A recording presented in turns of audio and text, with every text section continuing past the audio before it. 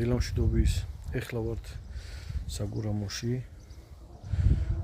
და აქ ვიწყებთ ახალ ობიექტზე მუშაობას. აქ უნდა ეხლა გავთიბავთ, მერე დავამუშავებთ.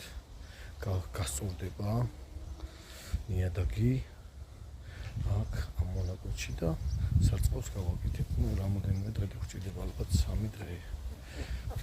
ეს პირველი სექტორია, ახლა წავიდ მეორე სექტორზე.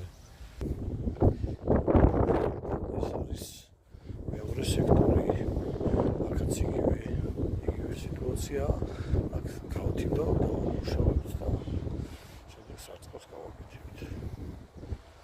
და ყველა საინტერესო ის არის, რომ ბალახს არ გოგებინებს, არც თესავს. ამებს ღვთლიან ფესვიან გავანთავისუფლებთ და გავასწორებთ და ამბობთ, რომ თვითონ რა ბალახიც ამოვა და იმ ბალახს მოგვიყვეთ ესეა საქმე.